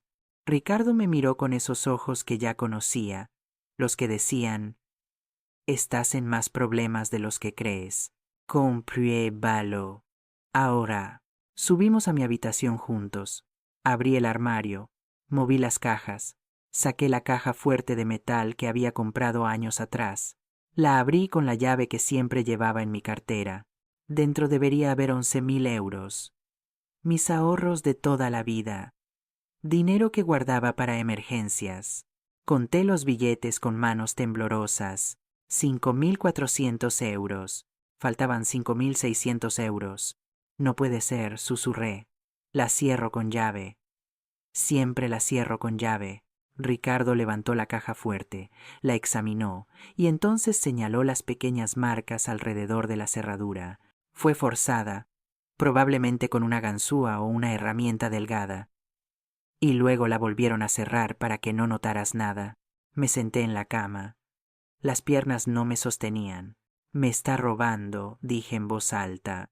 No solo está planeando vender mi casa, me está robando el dinero directamente. Sí, y esto es suficiente para añadir robo a los cargos. Ricardo se sentó a mi lado. Isa, ya tenemos pruebas de todo. Falsificación de documentos, intento de estafa, robo. Es momento de actuar. Todavía no. Me miró sorprendido. ¿Qué? Todavía no, repetí, sintiendo algo dentro de mí endurecerse como acero, porque si la denuncio ahora, va a decir que no sabía nada, que fue un malentendido, que yo le di permiso. Llorará, actuará como víctima, y Roberto la defenderá. Entonces, ¿qué propone? Propongo que le demos más cuerda, que la dejemos creer que su plan está funcionando. Y cuando esté más confiada, cuando crea que ya ganó, hice una pausa. Entonces cerramos la trampa. Ricardo me estudió durante un largo momento. ¿Estás segura? Completamente. Esto requiere que actúes, que finjas, que sigas el juego. Lo sé, y que estés dispuesta a que Roberto vea cosas que van a romperlo. Esa frase dolió, pero asentí. Es la única forma de que vea la verdad. Ricardo sacó su teléfono. Está bien. Entonces vamos a hacer esto bien. Mi investigador va a instalar cámaras de seguridad ocultas en tu casa. Cámaras diminutas. En lugares estratégicos. Salón, cocina, tu habitación. Vamos a grabar cada movimiento que haga Vanessa, cada conversación, cada intento de robo o manipulación. ¿Eso es legal? En tu propia casa, grabando a alguien que está cometiendo delitos contra ti, completamente legal, y será prueba irrefutable. Me levanté. Caminé hacia la ventana. Desde ahí podía ver el jardín donde Paco y yo plantamos el limonero cuando Roberto nació. Ese árbol era enorme ahora, con ramas que daban sombra a medio jardín. Hazlo, dije sin darme la vuelta. Instala las cámaras. Grábalo todo. ¿Y tú qué vas a hacer? Me volví hacia él. Voy a darle a una estafadora el mayor regalo que pueden recibir. ¿Qué regalo? Una víctima aparentemente débil que está a punto de cometer un error enorme. Los días siguientes fueron puro teatro. Me convertí en la anciana confundida que Vanessa siempre había querido que fuera. Empecé a olvidar cosas, nombres, fechas, dónde había dejado mis llaves. Ah, el olvido todo, decía con una risita nerviosa. Cuando Vanessa me miraba, veía cómo anotaba mentalmente cada lapsus. Empecé a dejar documentos accidentalmente en mi escritorio, papeles del banco, extractos, el testamento viejo donde le dejaba todo a Roberto. Una tarde escuché cómo entraba en mi habitación mientras yo estaba en el jardín. Las cámaras que Ricardo había instalado lo grabaron todo. Esa noche revisé la grabación en mi portátil. Ahí estaba Vanessa, entrando en mi habitación, revisando mis cajones, fotografiando mis documentos con su móvil. Sentí asco, pero también satisfacción, porque cada segundo de ese vídeo era evidencia. Continué con mi actuación. Empecé a hacer comentarios sobre lo cansada que estaba de lidiar con papeles y trámites. Ay, Vanessa, le dije una tarde mientras fingía que me ayudaba a organizar documentos. A veces pienso que debería darle a Roberto un poder general para que se encargue de todo. Ya estoy muy mayor para estas cosas. Sus ojos brillaron como los de un tiburón oliendo sangre. No es mala idea, madre. Así podrías dejar de preocuparte. Sí, quizás. Dejé la frase colgando en el aire. Ese mismo día, la cámara del salón grabó una conversación entre Vanessa y alguien por teléfono. Sí, la vieja está cediendo. Dale una semana más y tendré el poder. No, el hijo es inútil. Hace lo que le digo. 1.200.000. Ya te lo dije. Sí, mismo plan que en Barcelona. Pero esta vez no va a fallar. Ricardo tenía razón. Esto era lo que hacía. Su modus operandi perfeccionado durante años. Pero había una cosa más que necesitaba saber. Algo que me molestaba como una espina clavada muy hondo. Ricardo, le dije por teléfono esa noche, necesito que investigues una cosa más. Dime, el marido de Vanessa, Javier Torres. Quiero que vayas a verlo personalmente. Muéstrale fotos de Roberto. Quiero saber si Vanessa ha hablado con él de nosotros. ¿Para qué? Porque tengo una corazonada. 3 días después, Ricardo volvió con información que me dejó sin palabras. Hablé con Javier Torres, dijo. Le mostré fotos de Roberto. ¿Y sabe qué me dijo? Negué con la cabeza. Que Vanessa lo contactó hace 2 meses. Que le pidió dinero prestado. 4.000 euros. Le dijo que tenía una oportunidad de inversión. ¿Se los dio? No. Pero le contó algo más interesante. Vanessa se burló de Roberto. Le dijo, palabra por palabra, que había encontrado a un tonto con casa propia y una vieja que estaba en las últimas, que en unos meses tendría suficiente dinero para desaparecer otra vez. Sentí como si me hubieran golpeado el estómago. No por mí. Ya sabía quién era Vanessa, sino por Roberto. Mi hijo. El hombre que trabajaba 18 horas al día enviando currículos, que se desvelaba preocupado por su futuro, que amaba a esa mujer con cada fibra de su ser. Para ella solo era un tonto, una herramienta, un medio para un fin. Javier está dispuesto a testificar, continuó Ricardo, sobre lo que Vanessa le dijo, y para confirmar que su matrimonio sigue vigente. Bien, dije, mi voz más fría de lo que nunca había sonado, porque ya casi es momento. ¿Momento de qué? De cerrar la trampa. Esa noche me senté frente a mi portátil y revisé todo lo que habíamos recopilado. Vídeos de Vanessa robándome, vídeos de sus conversaciones telefónicas planeando el fraude, documentos falsificados, pruebas de su matrimonio vigente, testimonios de víctimas anteriores, declaraciones del notario, extractos bancarios. Era suficiente, más que suficiente, pero faltaba algo. Faltaba el momento perfecto, el golpe final que haría que todo cayera como fichas de dominó. Y entonces tuve una idea que Ricardo llamó arriesgada y potencialmente explosiva, pero yo la llamé justicia poética. El plan era simple en teoría, brutal en ejecución. Iba a darle a Vanessa exactamente lo que quería, una víctima débil, confundida, lista para ser manipulada hasta el final. Y entonces, cuando creyera que había ganado, le iba a mostrar quién había estado jugando con quién todo este tiempo. Pero para que funcionara, necesitaba actuar mejor que nunca. Ricardo, le dije, cuando nos reunimos en un café lejos de mi casa, necesito que contactes al comprador, ese ingeniero Herrera que Vanessa trajo a la casa, para decirle que la propietaria está interesada en vender. Que contacte directamente con Vanessa para coordinar una segunda visita. Ricardo frunció el ceño. Le vas a dar más munición. Le voy a dar toda la cuerda del mundo. y cuando esté completamente enredada en ella, voy a tirar. Entendió inmediatamente. Una sonrisa lenta se extendió por su cara. Eres más astuta de lo que recordaba, Isa. La vida me enseñó a hacerlo. El ingeniero Herrera contactó a Vanessa 2 días después. Escuché toda la conversación desde mi habitación, gracias a las cámaras ocultas que habían instalado. Señorita Sánchez, el abogado Solís me contactó.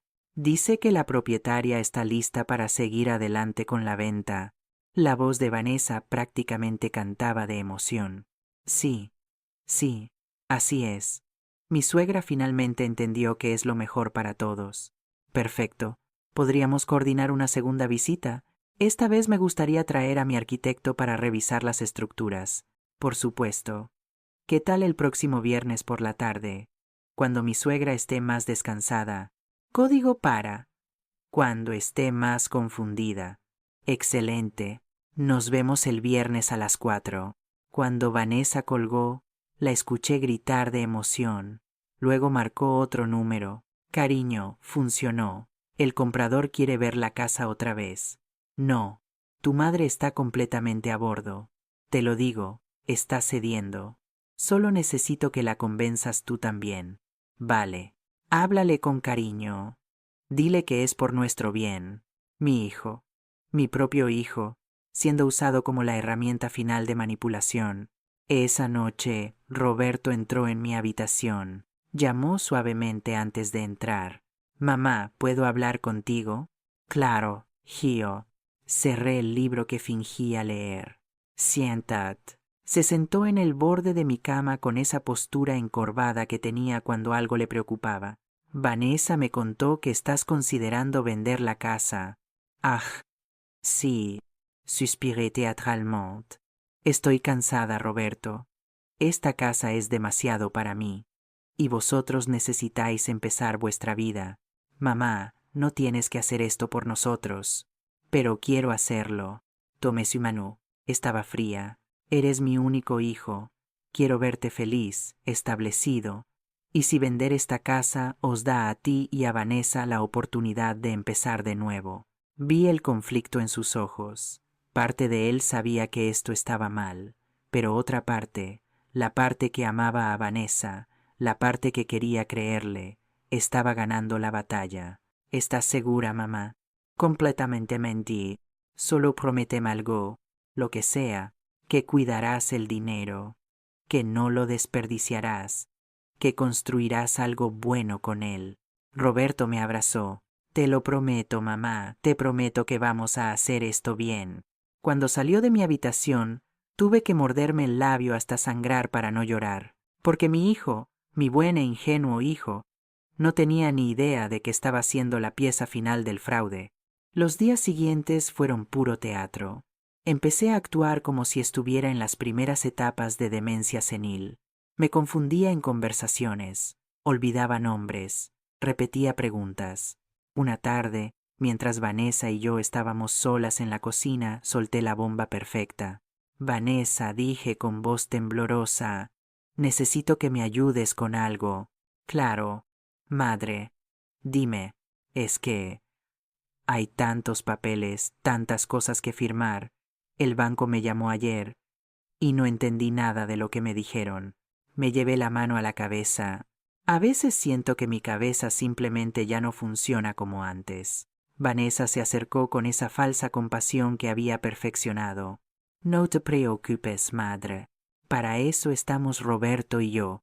Para ayudarte. ¿De verdad? La miré con ojos llorosos. Porque he estado pensando. Quizás debería darte un poder notarial para que te encargues de las cosas. Tú eres más joven. Entiendes mejor todas esas cosas modernas. Los ojos de Vanessa se iluminaron como si fuera Navidad. Si crees que es necesario, madre, estaré encantada de ayudarte. Es que no quiero ser una carga para nadie. Nunca serías una carga. Tomó mis manos, frías, calculadoras. Déjame ayudarte. Iremos juntas a la notaría. Arreglaremos todo como es debido, con papeles legales, para que puedas estar tranquila. ¿Harías eso por mí? Por supuesto, madre. Somos familia. ¿Familia? La palabra sabía a veneno en mi boca. Entonces vayamos mañana, dije. Arreglemos todo. Esa noche llamé a Ricardo. Va a intentar llevarme a una notaría mañana. ¿Actual? No lo sé, pero apuesto a que no será una real. O será algún notario corrupto que trabaja con ella. ¿Vas a ir? Voy a ir. Y tú vas a seguirnos. Isa, esto es peligroso. Lo sé, pero necesito pruebas de ella intentando consumar el fraude. Necesito que quede grabado, documentado, irrefutable. Hubo una pausa. Está bien, pero vas a llevar una grabadora oculta, y yo voy a estar a media cuadra en todo momento. A la mañana siguiente, Vanessa estaba radiante. Madre, qué bien que te levantaste. Pedí cita en la notaría para las 11. ¿Tan rápido? Bueno, el notario está muy ocupado. Tuvimos suerte de que tuviera un hueco, por supuesto, porque probablemente no era un notario real. Me vestí despacio, actuando cada movimiento como si requiriera esfuerzo. Ricardo me había dado un pequeño dispositivo que parecía un broche decorativo, pero en realidad era una cámara y grabadora de audio. ¿Me veo bien?, le pregunté a Vanessa, señalando el broche en mi blusa. Te ves preciosa, madre. No tenía ni idea de que estaba grabando su propia sentencia. Subimos al coche de Vanessa, un compacto rojo que había comprado en rebajas meses atrás.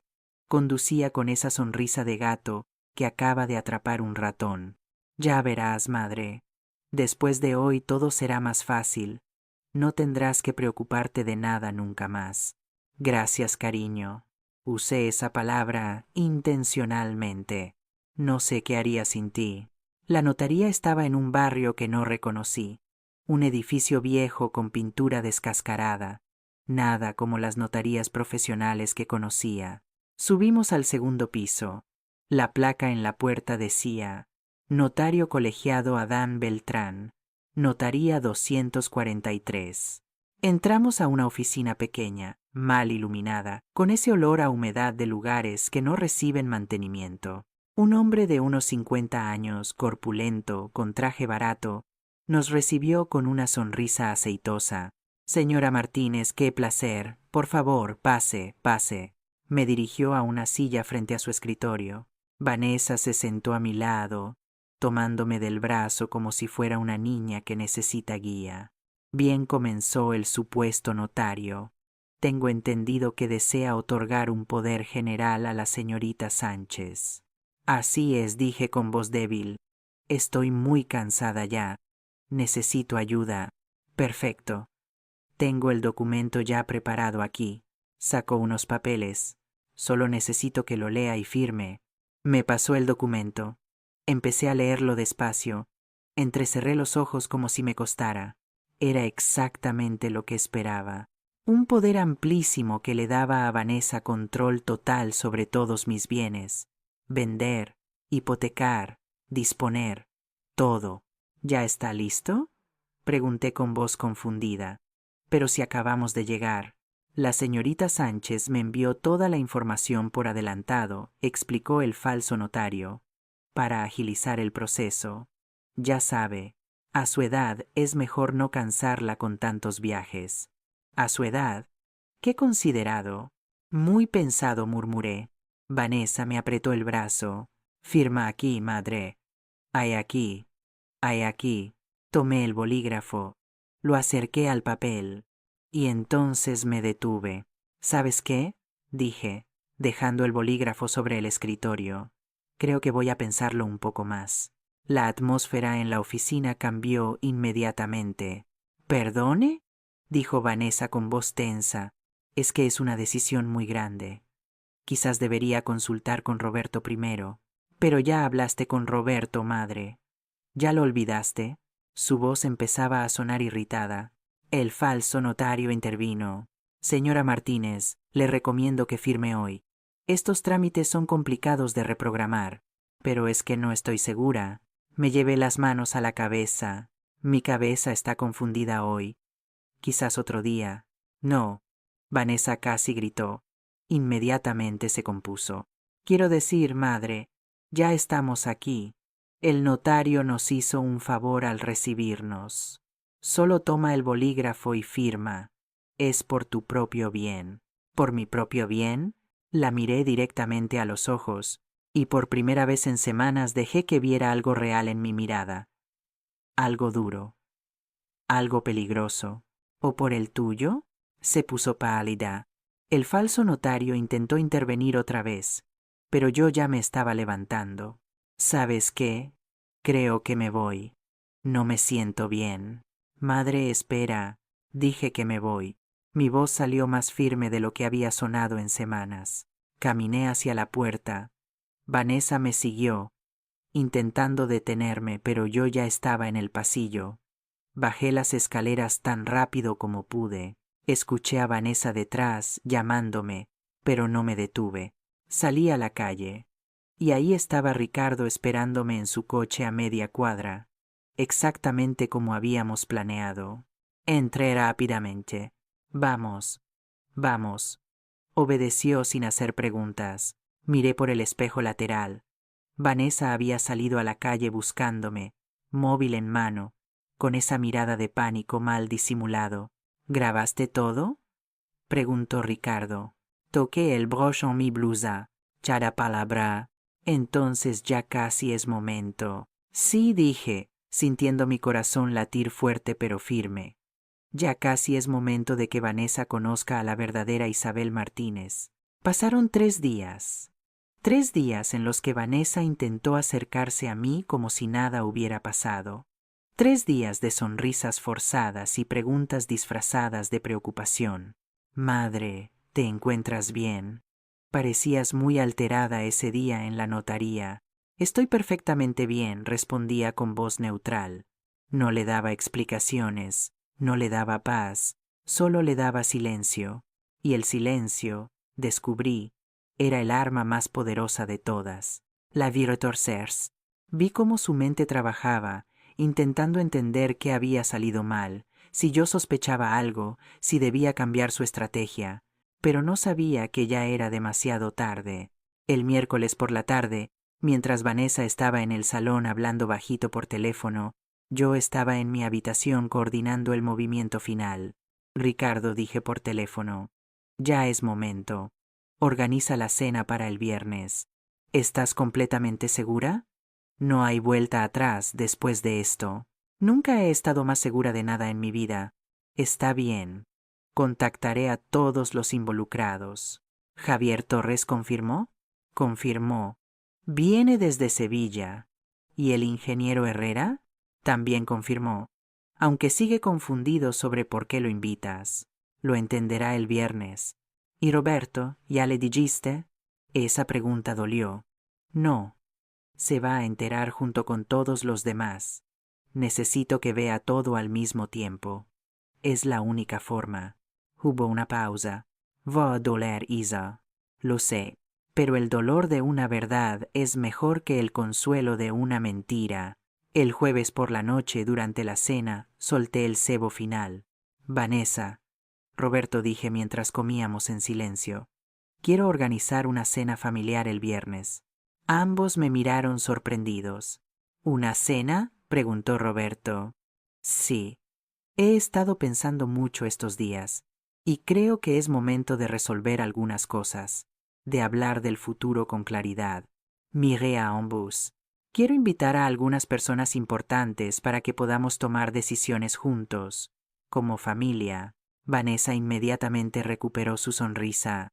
Me parece perfecto, madre. ¿A quién quieres invitar? A mi abogado, Ricardo Solís, al ingeniero Herrera, ese comprador que trajiste, al notario que nos asesorará sobre los procedimientos. Hice una pausa, y a algunas otras personas que creo que necesitan estar presentes. ¿Otras personas? Sí, ya los contacté. Todos confirmaron. Roberto frunció el ceño. Mamá quien Ashmash. Es una sorpresa, sonreí. Pero te prometo que todo quedará muy claro el viernes. Vanessa intentó ocultar su inquietud, pero la vi. Esa sombra de duda cruzando su cara. Suena bien, dijo finalmente. Excelente. La cena será a las 7. Vestíos bien. Va a ser una noche memorable. No tenía ni idea de cuánto. El viernes amaneció con un cielo despejado. Irónico, considerando la tormenta que estaba a punto de desatarse. Pasé la mañana cocinando. Preparé pavo, puré de patatas, judías verdes, panecillos frescos, las recetas que Paco amaba, las que hacía para ocasiones especiales. Vanessa me observaba desde la puerta de la cocina con expresión confundida. ¿Necesitas ayuda, madre? No, gracias. Hoy quiero hacerlo yo misma. Es mucho trabajo. Me gusta cocinar. Me recuerda tiempos mejores. A las 5 de la tarde empecé a poner la mesa del comedor. Saqué la vajilla buena, el juego de porcelana que solo usaba en Navidad, los cubiertos de plata, las copas de cristal. La mesa lucía hermosa, elegante, digna, como un escenario para lo que vendría. A las 6 me di un baño largo. Me puse un vestido azul marino que no había usado desde el funeral de Paco. Me maquillé con cuidado. Me recogí el pelo en un moño elegante. Cuando bajé las escaleras, Roberto me miró asombrado.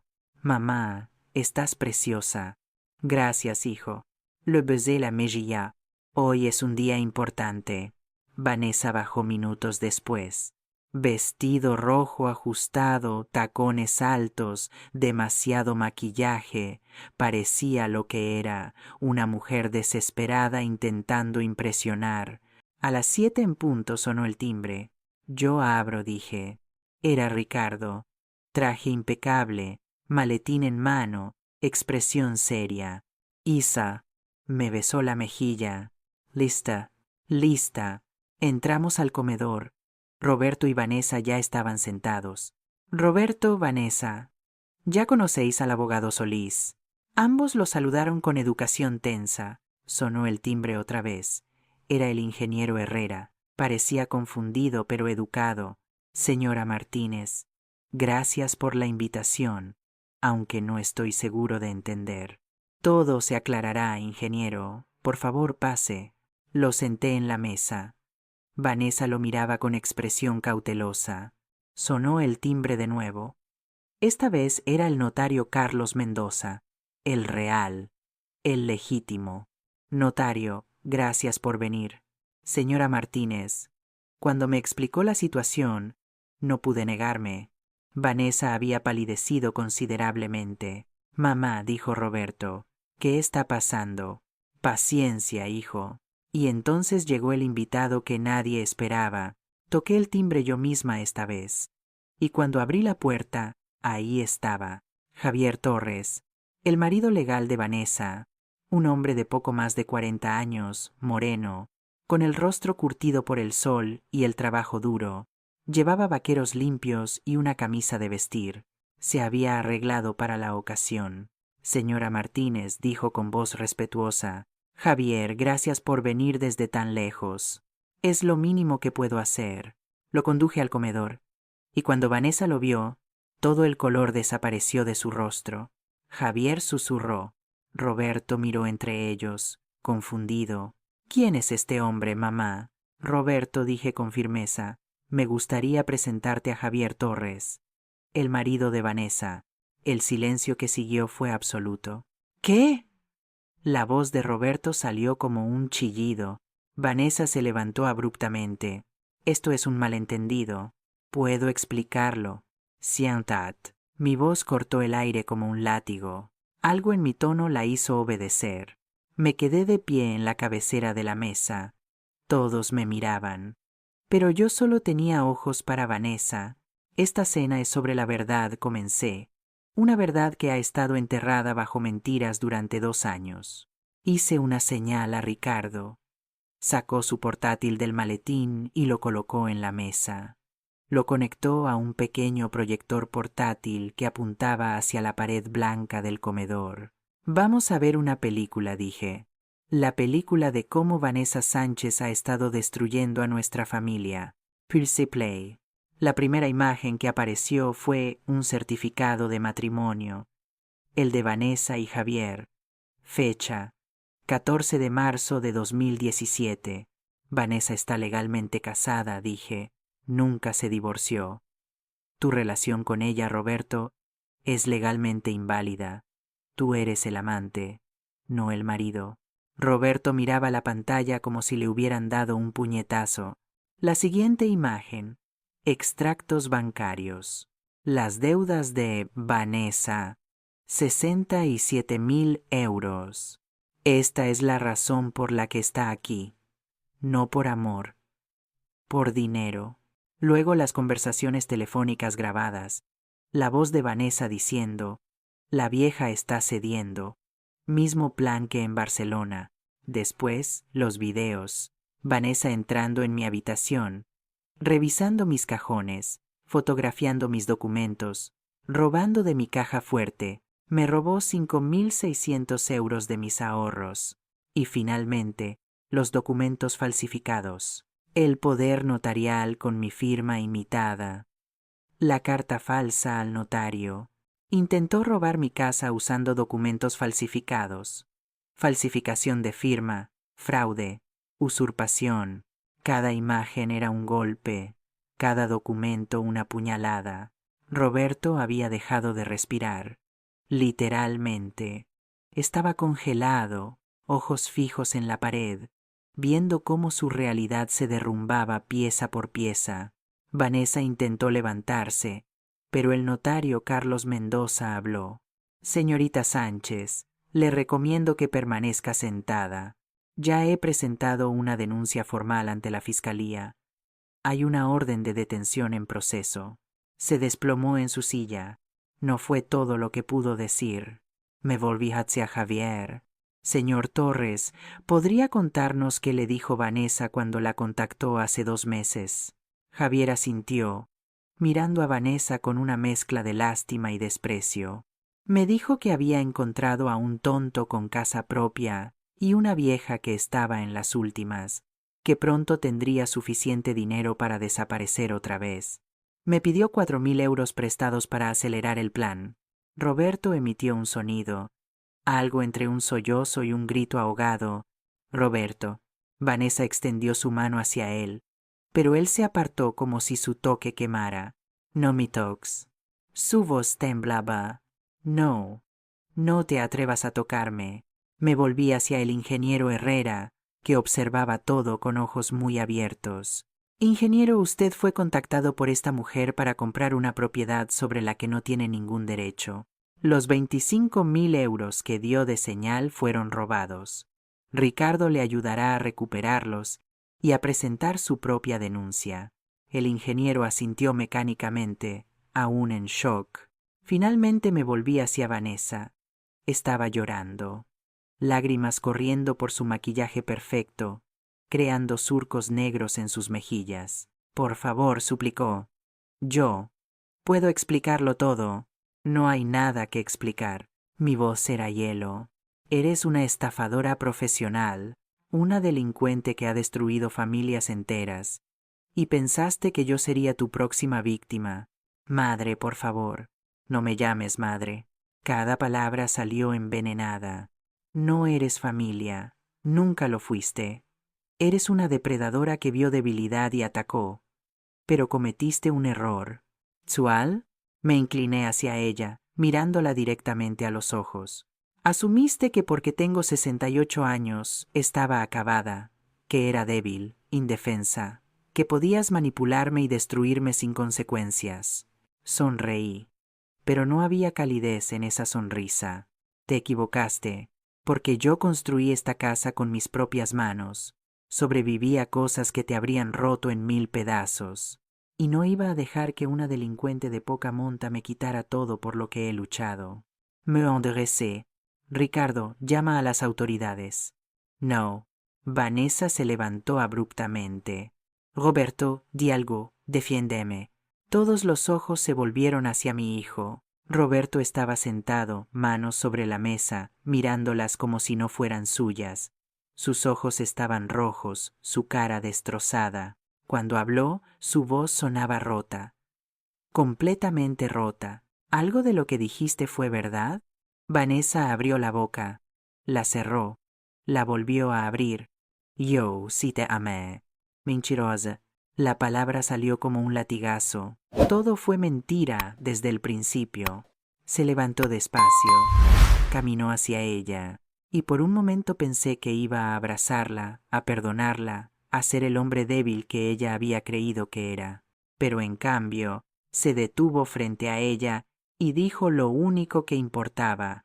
Quiero que salgas de esta casa. Ahora, Roberto, ahora. El grito resonó en el comedor. Vanessa retrocedió, tropezando con su silla. No tienes derecho. Pero entonces llegaron las autoridades. 2 agentes de la fiscalía, una mujer y un hombre. Tenían la orden. ¿Vanessa Sánchez Morales? Él lo asintió débilmente. Queda detenida por falsificación de documentos, estafa e intento de usurpación. Tiene derecho a permanecer en silencio. La esposaron ahí mismo, en mi comedor, sobre el suelo de tarima que yo había colocado con mis propias manos. Mientras se la llevaban, me miró una última vez. No había súplica en sus ojos, solo odio puro. Esto no termina aquí, Ciceo. Para ti sí respondí. Para ti terminó el día que decidiste que Isabel Martínez era una víctima fácil. Se la llevaron. La puerta se cerró, y el silencio que quedó fue ensordecedor. Después de que todos se fueron, la casa quedó en silencio. Un silencio diferente al de antes. Este no estaba lleno de tensión ni manipulación. Era un silencio vacío, hueco. Roberto seguía sentado en el comedor. No se había movido desde que se llevaron a Vanessa. Solo miraba sus manos sobre la mesa como si buscara respuestas en las líneas de sus palmas. Me senté frente a él. Yo. No.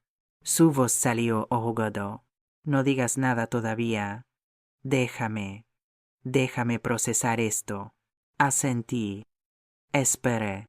Pasaron minutos como horas. Finalmente levantó la vista. Sus ojos estaban rojos, hinchados. ¿Cuánto tiempo lo supiste? Semanas. Ricardo lo investigó todo después de que encontré los documentos falsos. Y no me diste nada. Necesitabas verlo por ti mismo. Si solo te lo hubiera contado, no me habrías creído. La habrías defendido. Se pasó las manos por la cara. Tienes razón. No te habría creído. Una risa amarga escapó de su garganta. ¿Qué clase de idiota soy? No eres un idiota. Fuiste manipulado por una profesional. Viví con ella 2 años, mamá. Dormí a su lado. Le dije que la amaba. Su voz se quebró. ¿Cómo no vi nada? Porque el amor nos ciega. Y ella era muy buena en lo que hacía. Roberto negó con la cabeza. Te traté mal. Permití que ella te tratara mal. Te vi comer sola y no dije nada. Vi cómo te faltaba al respeto. Y su voz follow. ¿Cómo puedes siquiera mirarme? Me levanté, rodeé la mesa. Me arrodillé junto a su silla y tomé su rostro entre mis manos. Porque eres mi hijo, y los hijos cometen errores, pero también aprenden de ellos. Le limpié una lágrima de la mejilla. Pero necesito que entiendas algo, Roberto. Esto no puede volver a pasar. Necesito que aprendas a valorar lo que tienes, a respetar a quienes te han dado todo. Él asintió, llorando como no lo había visto llorar desde que era niño. Lo siento, mamá. Lo siento tanto. Lo sé y yo. Lo sé. Lo abracé. Y en ese abrazo sentí todo. El dolor, la traición, el perdón, la esperanza. Voy a compensártelo, dijo contra mi hombro. No sé cómo, pero lo haré. Ya sé cómo. Me separé de él. Saqué un sobre de mi bolsillo. Lo había preparado días antes. Hace años compré un piso pequeño. Una inversión. Está en el barrio de Salamanca, 2 habitaciones, bien ubicado. Las escrituras están aquí. Puse el sobre frente a él. Es tuyo. Pero con condiciones. Mamá, no puedo aceptar. Condición 1. Vas a vivir solo. Vas a aprender quién eres sin depender de nadie. Ni de mí ni de ninguna mujer. Tragó saliva. Asintió. Condición 2. Vas a trabajar. No me importa en qué, pero vas a mantenerte con tu propio esfuerzo. Lo haré. Condición 3. Cada domingo vienes aquí a cenar y vamos a reconstruir lo que se rompió, como madre e hijo, como familia de verdad. Sus ojos se llenaron de lágrimas otra vez. ¿Por qué haces esto después de todo? Porque eres mi hijo y porque creo en las segundas oportunidades. Me levanté. Pero esta es tu única oportunidad, Roberto. No habrá una tercera. Tomó el sobre con manos temblorosas. Lo abrió. Vio las escrituras. Gracias, mamá. Tragó con dificultad. Te juro que no te voy a decepcionar. Más importante aún, no te decepciones a ti mismo. Se quedó esa noche. Su última noche en esta casa como residente. A la mañana siguiente hizo sus maletas. No eran muchas. Una maleta, algunas cajas. En la puerta me abrazó fuerte. Te quiero, mamá. Y yo a ti, hijo. Siempre. Se fue. Y cerré la puerta, sabiendo que por primera vez en 2 años, mi casa volvía a ser mía. Los meses siguientes trajeron paz. Vanessa fue sentenciada a 8 años de prisión. Falsificación, estafa, robo. Su historial de víctimas anteriores pesó mucho en la sentencia.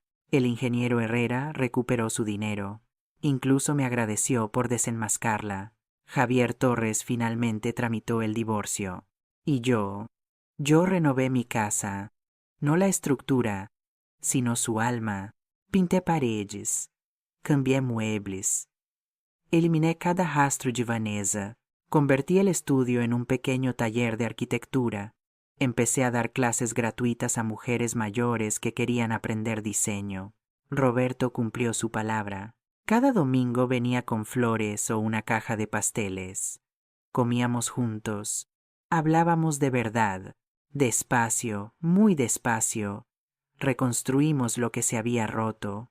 Hoy, mientras escribo esto, sentada en mi jardín, mirando el limonero que Paco y yo plantamos hace 43 años, entiendo algo fundamental. La verdadera riqueza no está en lo que posees, está en lo que no permites que te quiten. Tu dignidad, tu paz, tu hogar, tu alma. Vanessa intentó quitármelo todo, pero olvidó una cosa esencial. Las mujeres como yo no se construyen en días fáciles, nos forjamos en tormentas, y cuando la tormenta pasa, seguimos en pie, más fuertes que antes.